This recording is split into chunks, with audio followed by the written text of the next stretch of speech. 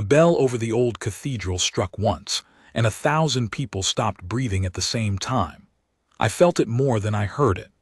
I have stood a great many posts in my years, and I can tell you there is a particular silence that belongs only to the dead, and that morning the whole of the Capitol wore it like a coat. My name does not matter for this. They have always called me Sergeant, even my mother late in her life, when her mind went soft and she forgot the rest. I had charge of the honor detail that day, 8 men under me, and the 8 of us stood on the lower steps of the cathedral in our ceremonial blacks, rifles reversed, muzzles to the stone, hands folded over the butts the way our fathers' fathers had folded theirs. We were not there to be looked at. We were there to keep the watch over a coffin that held a man whose name no one in the kingdom would ever know. You will hear if you ask around the old barracks that the soldier in that box was a nobody, a bone-and-dash nobody dug out of a field 40 years gone, where a forgotten battle had been fought over a stretch of ground no map remembers the importance of. They could not name him. They could not find his people. There was a button on what was left of his coat, and a ring with no inscription, and the toe of 1 boot, and that was the sum of him. The College of Heralds had argued for a season over whether such a man warranted a state funeral at all. A nobody, some of them said. Bury him quiet. I had heard those words second-hand, and they had sat in my chest like a stone ever since. Bury him quiet, as if the quiet were a mercy and not an insult. So we stood for him. The king himself had ruled it. The unknown soldier of the house would be laid beneath the cathedral floor with every honor the realm could muster, a stranger given the burial of a prince. And the realm had come. They lined the avenue 6 deep from the river gate to the cathedral square, old men in their faded service coats, women with black ribbons pinned to their breasts, clerks who had taken the morning unpaid to stand in the cold. The gun carriage came up the avenue drawn by 6 gray horses, and the only sound in all that multitude was the iron of the wheels on the cobbles and the slow drum somewhere behind us, struck once for every pace. I will tell you the truth that lives behind a guardsman's face because no one ever does. Behind my stillness I was counting. I counted the drumbeats to keep my breath even. I counted the steps of the bearers so my eyes would not drift. A man who stands a post does not let himself feel the size of a moment while he is inside it, or the moment will take his knees out from under him. So I counted, and I kept my chin level, and I watched the carriage come. They brought him up the steps past me. 8 bearers of the old regiment, picked men, their faces gray with the strain of holding a slow march under a heavy weight. The coffin was draped in the standard of the house, gold thread on deep blue, and on top of the standard lay a single thing, a sword with no owner, laid there to stand for every blade that had ever been raised in the kingdom's defense and never come home. They carried him level with my shoulder, and for one breath he passed close enough that I could have reached out and touched the cloth. I did not, of course, I stood, but I will tell you that as the box went by I made him a promise inside my own skull, the way you do at a graveside when you cannot speak. I told him, you are not nobody, not to me. Whoever you were, whatever field you fell in, you came home today and a sergeant stood for you. It seemed a small thing to give a man. It was all I had. They set him on the bier inside the great doors, and the choir began, and the long rite of the dead unrolled itself the way it has for centuries. I could not see inside. My post was the outer steps, facing the square, facing the people. So while the prayers went on within, my work was to watch the crowd, to hold the line, to be the still black figure against which the living could measure their grief. That is a real duty, though it has no glory in it. The mourners need something that does not move. They need to look at a man who will not weep so that they have permission to weep themselves. And the crowd wept, quietly, in the way of a people who have been taught that loud grief is a private thing. I watched 100 small sorrows pass across 100 faces, and I held my own face like a plate of glass, and the morning wore on toward noon. It was then that I saw the boy. He could not have been more than 5 or 6 years old. He stood at the very front of the crowd, at the rope line not 10 paces from my boots, holding the hand of a young woman I took to be his mother, though her coat was thin, and her shoes were the cheap kind that let the cold in, and she had the worn-down look of someone who had buried more than she could afford to. The boy was not crying. The boy was staring at me, and at the coffin glimpsed through the cathedral doors, with the enormous serious eyes of a child who has been told that something here is important and has decided, with all the gravity a small person can summon, to be equal to it. I should not have noticed him. A guardsman's eyes move over a crowd the way water moves over stones, touching everything, holding nothing. But the boy held me. There was something in the set of his small shoulders. He was standing at attention. Badly the way a child does, his heels not quite together, his chin a touch too high, but he was standing at attention, and he had been standing that way, I realized, for a long time. His mother bent and whispered to him, and I read her lips, "You can rest, love." And the boy shook his head once and did not move. The drum struck. The choir swelled and fell. Somewhere a great man read the long rite over a soldier no great man had ever met, and a small boy in a thin coat kept a vigil at the rope line for a stranger in a box, because someone somewhere had taught him that this was what you did. I felt the stone in my chest shift. You must understand what a thing it is to wear this uniform on a day like that. The discipline is not a cruelty we do to ourselves for show. It is a promise. The whole meaning of the still black figure on the steps is that he will not break, that grief may rage around him and he will hold, because the holding is the gift. The kingdom does not need another mourner. It has thousands. It needs one man who will keep his feet when everyone else's heart is on the ground. That is the post. That is the whole of it. And on that morning, with the bell tolling for a nobody and a child standing crooked attention at my boots, I understood for the first time in 30 years of service exactly how much that post can cost. I had been at this work longer than most. I came up under old Sergeant Major Vale, a man hard as a hinge, who used to say that the dead are the only people who can tell whether you serve them honestly, and they are very patient and they keep good books. He drilled into us that a guard of honor is not an ornament. He is a witness. When a man dies and the world cannot be bothered to remember him, the guard remembers. When the world cannot be made to care, the guard cares enough for the both of them. I had stood 100 funerals on that principle, the great and the small, and I had never once let a face show me anything I could not hold. But I had never stood for a man with no name, and I had never had a child look at me the way that boy was looking at me, as if I were not a soldier at all but the answer to a question he was too young to ask out loud. The rite ran long. State funerals always do. There are a great many men who must each be seen to speak. The cold deepened as the sun climbed and gave no heat. I watched the boy's mother chafe his hands between hers, and I watched the boy pull his hands free and put them back at his sides, because a soldier does not warm his hands at his post, and someone had clearly told him as much. Where, I wondered, who teaches a child of 5 to stand a vigil? And then I saw the photograph.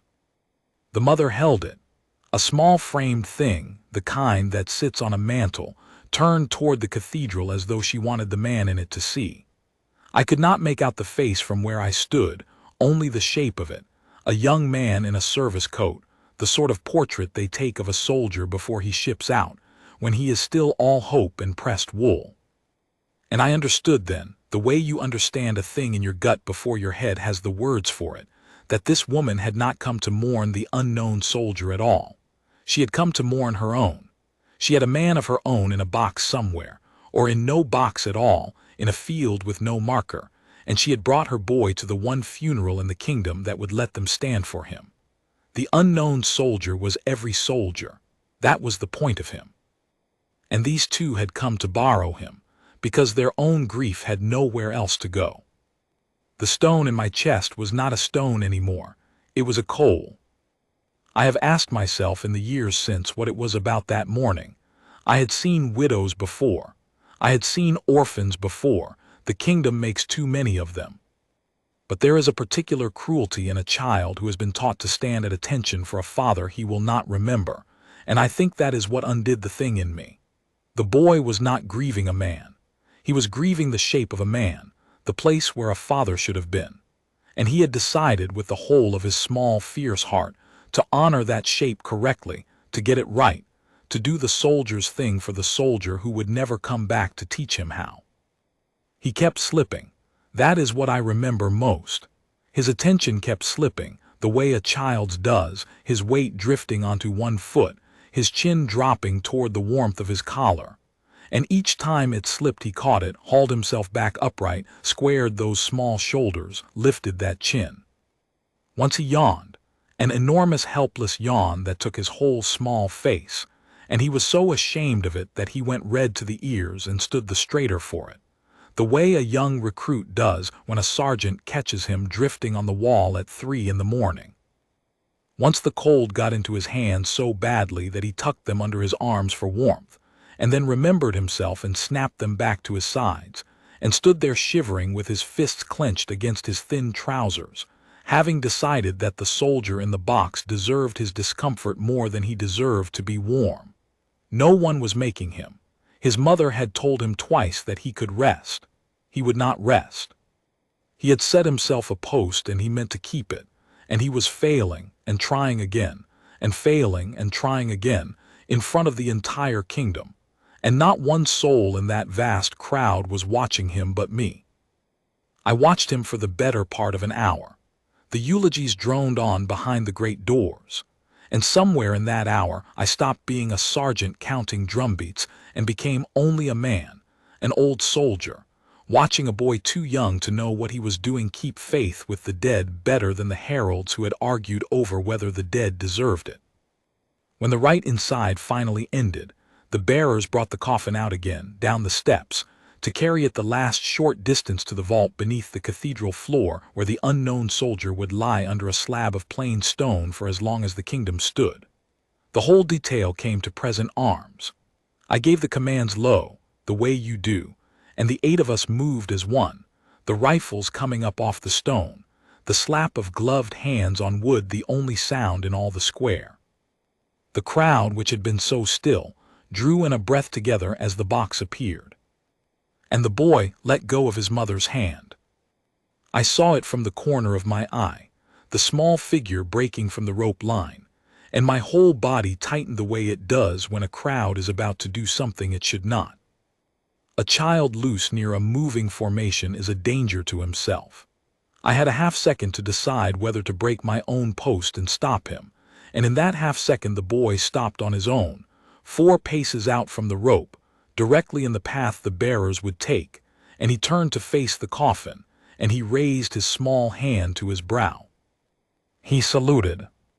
I have replayed that salute 1,000 times. He did it wrong. His thumb stuck out where it should have been tucked, his elbow drooped, his little hand quivered with the effort of holding it up. He had clearly practiced it in a mirror somewhere, in a thin-walled room with a photograph of a man on the mantel, practiced it until he thought he had it right, and he did not have it right, and it was the most correct salute I have seen given in my whole life, because he meant it with everything he was. There was no audience he was performing for. He had simply decided that the soldier in the box deserved to be saluted, and that he was the one present to do it, and so he did it. The bearers checked their step. You do not understand what that means unless you have carried a coffin. The slow march is sacred. You do not break it for anything short of disaster. But the lead bearer, a corporal of the old regiment with 20 years on his sleeve, saw the small saluting figure in his path, and he did the only thing his training and his heart would let him do at once. He did not shove past. He did not wave the boy off. He brought the formation to a halt, gentle as setting down a sleeping infant, and the 8 of them stood there in the cold holding the unknown soldier between them, waiting on a boy of 5. The whole square saw it now. I felt the crowd's attention swing like a great slow wheel, 10,000 pairs of eyes finding the one small figure with his hand at his brow. A camera somewhere, then 100 cameras, but the boy did not see any of them. He was looking only at the coffin, at the empty sword on the blue and gold, and he held his crooked salute, and his arm was shaking, and he would not put it down. and his mother began to cry, not the quiet crying of the crowd. She had her hand pressed over her mouth and the tears were running between her fingers, and she did not move to call him back, because she understood, as a mother understands, that her son had just done the truest thing he would ever do, and that to interrupt it would be a kind of sin. I stood on my step with my rifle at the present, and I felt the discipline of 30 years go to war inside me. Here is the thing they do not tell you about the post. The rules exist for the worst day, not the best one. The stillness is armor against the drunk who shoves you and the fool who shouts in your face and the tourist who wants you to flinch for his amusement. Against all of that you hold, and the holding is right, and there is never a single moment of doubt. But the rules were not written for a 5-year-old saluting a stranger he had decided to love. The rules had no answer for that. The rules said, stand. Do not move. Do not break the line. The boy will tire, his arm will fall, the bearers will go on, and the slab will close over the unknown soldier, and the kingdom will go home, and the still black figures on the steps will have done their duty. And every part of me that old Sergeant Major Vale had ever drilled told me that this was correct, and every part of me that was a man knew that it was a lie. Because the whole reason we were there, the entire meaning of the day, was that no soldier should be buried as a nobody. That was the king's word. That was the point of the unknown soldier, the borrowed grave for every man the kingdom had failed to bring home. And here was a boy of 5 paying that debt with his whole trembling body, while a square full of generals and heralds and disciplined men in black stood, and watched a child do the work they had argued was beneath the realm's notice. The corporal of the old regiment looked at me. Across 20 feet of cold stone, over the draped coffin of a man neither of us would ever know, he looked at me, and I understood that he was asking permission. I held the detail. The square was mine to command, in that small, terrible way that a sergeant commands the 8 feet around a coffin. He could not break the slow march without a signal, and he was begging me with his eyes in front of the kingdom to give him one. I thought of the heralds, bury him quiet. I thought of the field 40 years gone, the button, the ring with no name. I thought of the boy in the thin-walled room, practicing his salute in a mirror, getting his thumb wrong, trying again. I thought of every man I had ever stood for and every man I had failed to, and I thought, last of all, of old Vale and what he would say. And I knew exactly what he would say. He would say, "The dead keep good books, Sergeant. What's it going to be?" I broke protocol. I want to be precise about what I did because it has been told and retold until the truth of it has gone soft around the edges, and I would rather you have it plain. I did not run to the boy. I did not sweep him up or make a spectacle.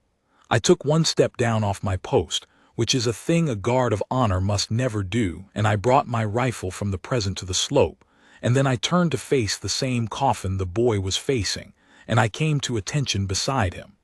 Just that. I made myself the second man in his honor guard. And then I saluted too. I gave the boy's salute, not the regulation salute I had given 10,000 times. His, thumb out the way he had it, elbow where his elbow was. I matched a 5-year-old's broken salute on the cathedral steps in front of the assembled kingdom, because his was the truer one, and a sergeant does not correct a man who is doing the most honest thing in the square. The boy felt me beside him. He turned his head just a fraction, those enormous eyes coming up to find a black-clad giant standing the post with him, saluting the way he saluted, and something passed over his small face that I will carry to my own grave. It was not surprise, it was relief. The relief of a child who has been doing a hard and lonely thing, and has just discovered that he was not doing it alone. What happened next did not happen because I commanded it. I want that understood. I had no authority to command it, and I would never have dared. It happened because the 8 men of my detail were the kind of men they were, and because a thing that is true has a way of pulling other true things after it. The corporal of the old regiment was the first. He could not salute. His hands were full of the coffin. But he bowed his head over it slow, and the 7 bearers with him bowed theirs, so that for a moment the unknown soldier was carried by 8 men with their heads lowered to him, which is not in any drill book either. Then behind me I heard the soft sounds of my own detail moving. I did not turn to look. A sergeant does not turn his back on the coffin. But I heard it, the 7 of them coming down off their posts one by one, ranging themselves in a line behind me and the boy, and bringing their rifles to the salute, and I knew that not one of them had asked himself whether it was allowed. They had asked themselves whether it was right, and the answer had moved their feet. And then the square went. I have tried many times to describe what it is to feel 10,000 people decide the same thing at the same instant, and I have never managed it. It is like weather. It moves through a crowd the way a wind moves through a field of grain, and you feel it on your skin before you see it. It began at the rope line nearest the boy, and it went outward in a wave, the whole vast multitude coming to its feet where it had been kneeling, the old soldiers in their faded coats lifting trembling hands to their brows, the women pressing their palms flat over their hearts, the clerks and the laborers and the children all turning to face the small box on the shoulders of 8 bowed men, and rendering, every one of them, in whatever poor broken form they had, the honor that a 5-year-old had taught them they owed. A nation saluting a stranger because a child had shown them how. I held my salute, the boy held his. His arm was past trembling now. It was shuddering with the effort, and I watched him out of the corner of my eye, and I saw him decide again, not to lower it, and I made a decision of my own. I will hold mine, I thought, until he lowers his. I will not let this child stand alone, and I will not let him think that the grown soldier beside him tired first. So we stood, the 2 of us, the old sergeant and the small boy, and behind us a kingdom, and before us a soldier with no name coming home at last to the only grave the realm could give him. The bell tolled. The corporal lifted his head. The bearers took up the slow march again, gentle, gentle, and they carried the unknown soldier the last few paces toward the cathedral doors and the vault beneath. And as the coffin passed the boy, close enough that the hem of the standard nearly brushed his outstretched hand, the boy's eyes followed it, and only then, only when the soldier he had been honoring had gone safely by, did he let his arm come down. He lowered it the way you lower a flag, slow, with care, as if setting something fragile back in its place. And I lowered mine the same instant, matched to his, so that the 2 of us finished the salute together, and the soldier was carried through the great doors and was gone. The boy stood there a moment longer, swaying a little on his feet, the way a man does when a great effort is suddenly over. Then he turned and looked up at me. I looked down at him. There was a whole conversation in it that neither of us had any words for. I think he wanted to know if he had done it right. So I did the only thing a sergeant can do for a soldier who has just stood his first hard post and is afraid he failed it. I came to attention fully the way you do for a man you respect, and I held it, and I gave him the regulation salute, sharp and perfect, the kind I had spent 30 years learning to give. I saluted the boy. He understood. The serious set went out of his small face all at once, the way ice goes off a window in the morning sun, and underneath it was just a tired, proud, overwhelmed little boy who had been very brave for a very long time. He did not salute back. He had nothing left in his arm. He simply turned and walked the 2 steps to his mother and put his face into her thin coat, and she went down on her knees on the cold stone and gathered the whole of him up and held him, and over the top of his head she looked at me, and she mouthed 2 words I have never forgotten. "Thank you." I did not answer. I could not have, and it would have been wrong to try. I climbed back up to my post. I brought my rifle back to the reverse, muzzle to the stone, hands folded over the butt, and I resumed my watch, the still black figure on the cathedral steps, as though nothing at all had happened. Around me my 7 men did the same, filing back to their places, falling still. The rite went on inside. The kingdom slowly settled back onto its heels and remembered to breathe. And the discipline closed over the moment like water over a thrown stone. And from the square it must have looked, within a minute, exactly as it had looked before. But it was not the same. Nothing was the same. I expected to be disciplined for it. I want you to know that. I did not break protocol on the cathedral steps believing it would be celebrated. A guard of honor who comes down off his post is a guard who has failed his post, by every standard I had ever been taught. And as the rite ended and the crowd dispersed and my detail formed up to march back to the barracks, I marched at their head, fully prepared to surrender my chevrons before the sun went down. That is what a man does when he has broken a rule he believes in. He does not argue. He stands for what he did and he accepts what comes. Old Vale taught me that too. The summons reached me that same evening. I was to present myself before the officer of the household, the senior man over all the ceremonial guard, a colonel of 40 years' service whose disapproval was a weather all its own.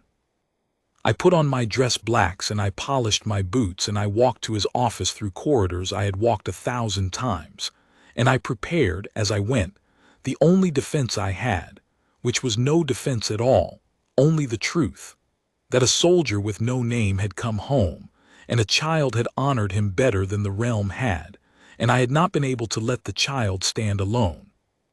The colonel was at his window when I came in. He did not turn for a long moment. When he did, his face was not what I expected.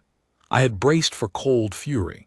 What I saw instead was a man who had been crying recently and was not ashamed of it, which from that particular colonel was the most startling thing I had ever witnessed. He asked me one question. He asked me why I did it, and I told him the truth plainly, the way I have told it to you. I told him about the heralds who said bury him quiet. I told him about the boy who would not put his arm down. I told him that the whole meaning of the day was that no soldier should be buried as a nobody, and that I had watched a 5-year-old pay that debt with his whole shaking body, while better men than me stood and did nothing, and that I had decided I would rather lose my rank than let it be true that the kingdom let a child do its honoring for it. The colonel listened to all of it without a word, and when I had finished, he walked to his desk, and he took up a thing that lay there and he turned it so I could see. It was a still image, printed large. Someone in the crowd had captured it. The small boy with his broken salute, and the old sergeant beside him matching it, and behind us the line of bowed bearers and the draped coffin, and beyond us the first ranks of a kingdom rising to its feet. The whole of it in one frame. By morning, the colonel told me that single image had gone across the realm and beyond it. It was on the front of every paper. It was in the hand of every man who had a hand free to hold one. The king himself had seen it. And the kingdom, which had spent a season arguing in committee rooms over whether a nameless soldier deserved a state funeral, had its answer now. And the answer had been given not by the heralds, and not by the college, and not by any great man at all, but by a boy of 5 at a rope line who had simply decided on his own that the soldier deserved to be saluted. He told me other things, the colonel did, in that quiet office with the light going gold in the window. He told me that the heralds who had said bury him quiet had not been able to look any man in the eye that morning. He told me that the eldest of them, the one who had argued hardest that a nameless soldier was no soldier at all, had gone to the cathedral alone after the crowds had thinned, and had stood a long time over the gray stone with his hat in his hands, and had been seen to weep there by the vergers who keep the place. A season of clever argument, the colonel said, undone in a single morning by a child who could not yet read the word he was standing over. That, he told me, was the thing he could not get past. Not the size of the crowd, not the papers, the small unanswerable fact of a boy who had understood, with no education and no rank and no instruction, the one truth that a roomful of learned men had managed to argue themselves out of, that a stranger is still a son, that a man with no name still had a mother once, and a morning he marched away, and a field he did not come back from, and that the debt of that does not lessen because the kingdom misplaced his name. The boy had known it in his bones. The heralds had needed a 5-year-old to teach it to them. And the colonel, who had served the dead for 40 years, told me he was not sure he had truly known it himself until he saw that broken little salute in a printed frame. I was not disciplined. The colonel told me, in a voice that had gone rough, that if he disciplined me for what I had done on those steps, he would deserve to be hanged for it himself. He told me that the officer of the household did not have it in him to punish a man for teaching a kingdom how to grieve. And then he did a thing I had never seen a colonel do for a sergeant in 40 years of watching colonels. He came around his desk, and he came to attention, and he saluted me. I returned it. We stood there, the two of us, in that quiet office, two old soldiers who had given their whole lives to the keeping of the dead, and we did not say anything else, because there was nothing else that needed saying. There was one more thing the colonel told me before he let me go, and it is the thing I have held onto longest. The papers, hunting the story the way papers do, had found the boy's mother within a day, and a reporter with more decency than most had sat with her a while, and then written only a little of what she said. But the colonel had the whole of it, passed up through quiet channels the way such things travel, and he gave it to me because he judged that I had earned the right to hear it. The man on the mantel, the young soldier in the pressed wool, had been the boy's father. He had gone to serve in a quiet, unglamorous posting on the far edge of the realm, the kind that never makes a song, and he had died there in an accident that the kingdom did not think worth a ceremony, and there had been no grave near enough for a poor woman and a small boy to visit, and no money to travel to the far one. The boy had been 2 when his father left. He did not remember the man at all. He knew him only as a face in a frame, and a folded standard in a drawer, and a mother who went quiet on certain dates. And when she had told him gently that there was to be a great funeral in the capital for a soldier whose name no one knew, the boy had asked her a question that had stopped her heart. He had asked whether that soldier might be his father. She had not known how to answer him. So she had brought him and let him decide for himself, and the boy had decided that whether or not the soldier in the box was his own father, he was somebody's, and somebody ought to salute him properly, and the boy was there, and so it fell to him. That was why he would not put his arm down. He was not honoring a stranger at all.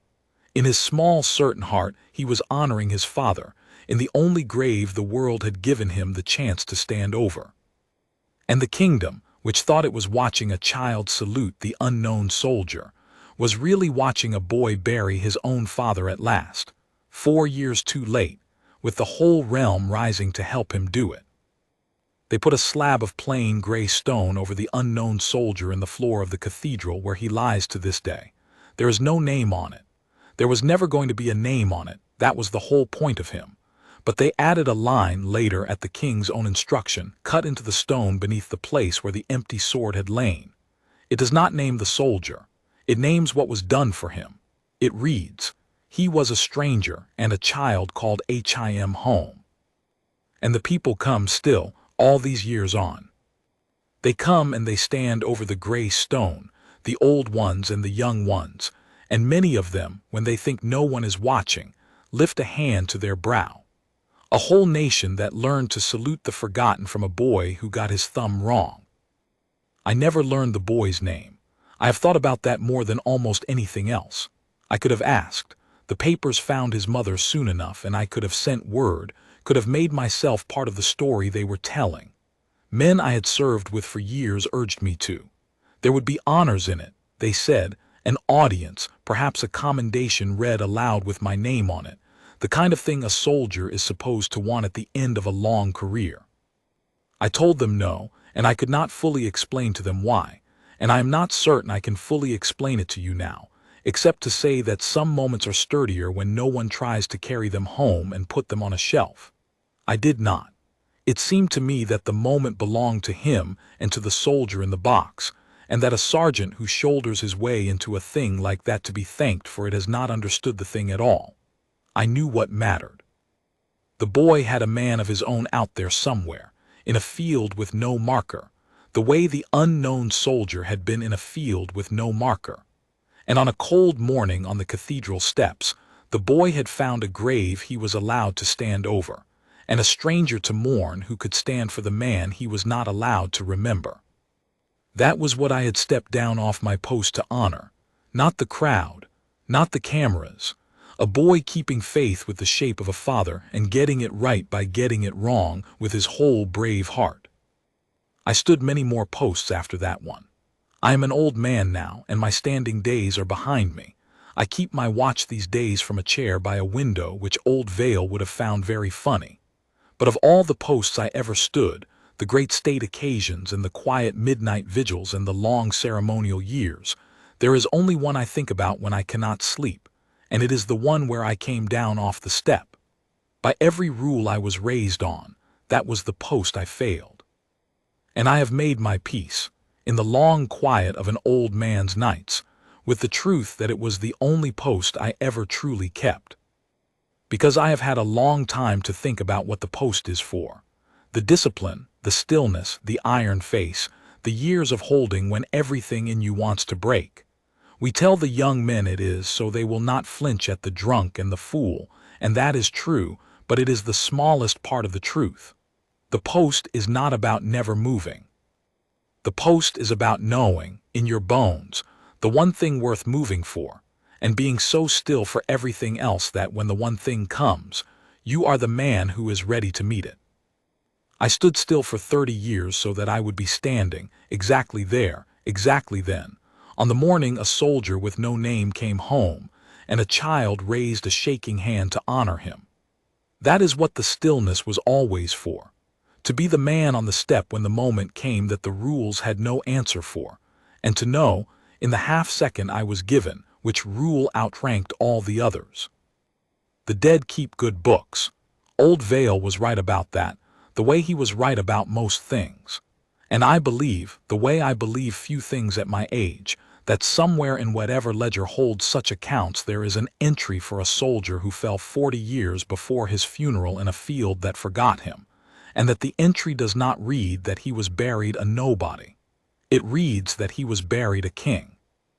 It reads that a kingdom rose to its feet for him, and that 8 bearers bowed their heads over him, and that an old sergeant came down off his post for him, and that all of it, every bit of it, happened because a small boy in a thin coat had decided that a stranger deserved a salute, and would not put his arm down until the stranger had it. I told a man with no name as his coffin passed my shoulder that he was not nobody. I was wrong about only one thing. It was not a sergeant who made it true. It was a child. I only stood beside him. And if there is any honor in the long account of my service, any single thing I would have the book's record, it is that on the one morning it mattered more than any other, I was still enough, and ready enough, to know that the bravest soldier on the cathedral steps was 5 years old, and to come down off my post, and to stand my last best watch at his side.